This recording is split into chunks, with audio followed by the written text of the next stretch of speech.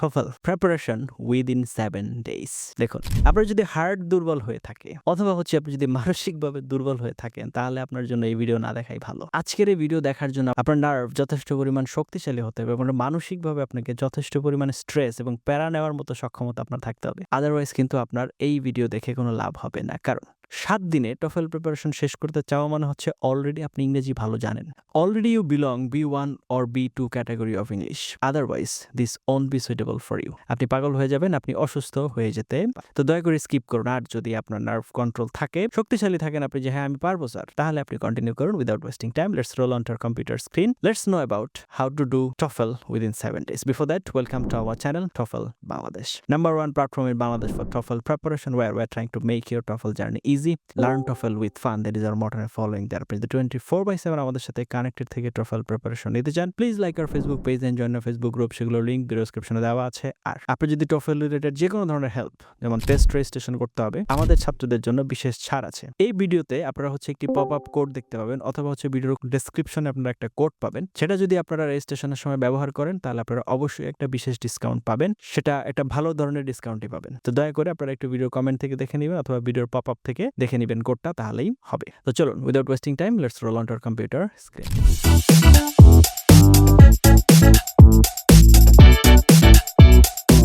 চলে আসলাম কম্পিউটার স্ক্রিনে। TOEFL আমার 7 ডেজ এর ভিতরে কমপ্লিট করতে হবে। তাহলে স্টাডি প্ল্যানটা কি হবে? দেখুন, এখানে 7 ডেজ কিন্তু খুবই লম্বা সময় না। Okay, your goal is not to learn more English.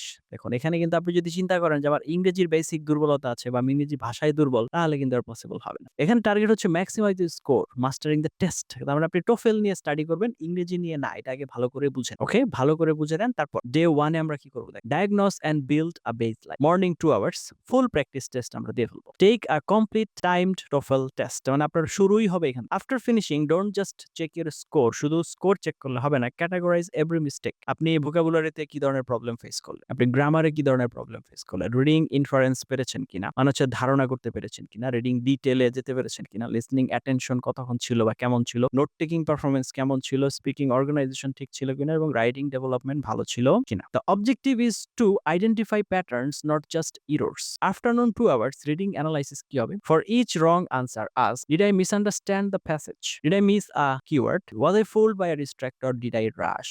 এই প্রশ্নগুলো নিজেকে করেন এবং আপনি বের করার চেষ্টা করেন। তারপর ক্রিয়েট অ্যান এরর লগ। আপনি লিখে ফেলেন যে কোথায় ভুল হয়েছে, right? Like inference, added my own opinion. নিজেরটা করে ফেলছি।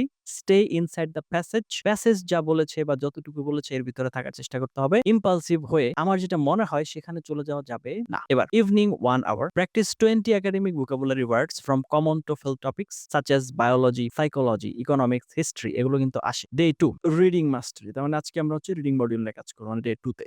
গোল, finish passages accurately without rushing. Morning, complete 3 reading passages under timed conditions. Afterward, review every question, even the ones you answered correctly. তারপর learn the major question types, factual information, negative fact, inference, vocabulary, reference, sentence simplification, insert sentence and summaries. এগুলো আপনার reading এর question type. Normally এগুলো থেকে question আসে আপনাদেরকে পরে কোনো এক সময় পার্ট বাই পার্ট, যদি আমাদের চ্যানেলে আছে অলরেডি রিডিং, আপনার প্লেলিস্টে গেলে আপনারা পাবেন। তারপরও আপনাদের আরো সামনে আলোচনা করবে এগুলো নিয়ে। তাহলে স্ট্র্যাটেজি কি? First strategy don't read every word equally. সব ওয়ার্ড পড়ার দরকার নাই। Read with this priority: topic sentence, transition words, definitions, examples. তারপরে conclusions. This helps you identify the structure before answering. Day 3 listening excellence. Morning, complete 4 listening sets. Note taking strategy: don't write everything, instead focus on main topic, speaker's purpose, key examples, cause and effect, comparisons and opinions. তারপরে example কি? Instead of writing the professor says photosynthesis is, write photosynthesis, sunlight, glucose, example LJ, তারপর importance। এগুলো আপনার লাগবে। আফটারনুনের ক্ষেত্রে replay the lectures, pause after each minute and summarize aloud in one sentence. Okay, তারপরে day 4 speaking নিয়ে কাজ শুরু করেন। Practice all 4 speaking task. For every response record yourself. তার মানে যাই প্র্যাকটিস করছেন সেটা রেকর্ড করেন। তারপর আবার নিজে শুনে অর্গানাইজেশন ঠিক আছে কিনা, বা আপনার মন মতো হয়েছে কিনা, বা আপনি আরো বেটার করতে পারতেন কিনা, ফ্লুয়েন্সি চেক করেন, প্রনাউন্সিয়েশন চেক করেন, গ্রামার চেক করেন, আইডিয়া ডেভেলপমেন্ট চেক করেন, টাইমিং চেক করেন। এগুলো চেক করতে হবে। Integrated task, avoid memorized templates, instead organize your response clearly. Example কি? ইন্ট্রোডাকশনের ক্ষেত্রে reading says listening disagrees because, reason 1 2, তারপর হচ্ছে conclusion, aim to finish naturally within the time limit rather than feeling every second। তাহলে day 5 কি বলছে writing এর ক্ষেত্রে? প্র্যাকটিস 1 integrated writing task, তারপরে হচ্ছে 2 1 academic discussion task, self review checklist, clear introduction, logical paragraphs, accurate grammar, academic vocabulary, strong transitions, no repetitions। এরপর হচ্ছে advanced linking words instead of because, শুধু because ব্যবহার না করে আপনি হচ্ছে consequently ব্যবহার করেন। সবগুলো একই অর্থ বোঝায়। therefore, furthermore, nevertheless,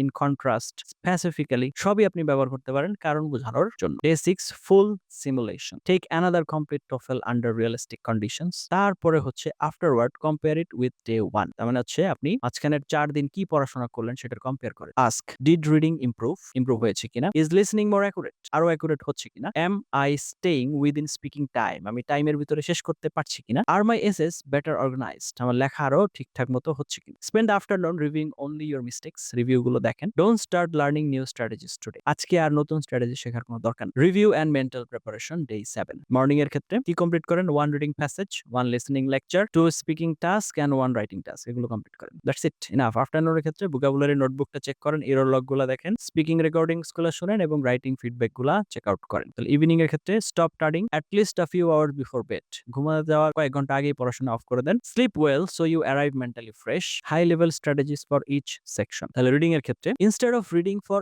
every detail, read to understand the organization বোঝার চেষ্টা করেন। তাহলে আস্ক করেন নিজেকে, what is this paragraph doing, তার মানে এই প্যারাগ্রাফটা লেখার উদ্দেশ্য কি হতে পারে বা মেইন টপিকটা। giving an example, explaining a cause and comparing ideas, এটা মাথায় রাখেন। this makes inference and summary questions much easier। listening, many students try to write every word, instead listen first, write second। your notes should capture relationships rather than sentences। তাহলে example কি বলছে? Problem, cause, solution, example, এভাবে হচ্ছে আপনারা সমাধান করেন। Speaking কি বলছে? Use the prep framework when appropriate, point, reason, example, point again। integrated tasks should focus on accurately connecting the reading and listening rather than adding outside ideas। তাহলে writing কি বলছে? strong essays are built around one clear idea per paragraph, a simple pattern, topic sentence, explanation। তারপর হচ্ছে evidence, closing sentence, avoid very long sentences if they reduce accuracy। তারপর হচ্ছে advanced vocabulary areas, spend extra time reviewing words from common TOEFL topics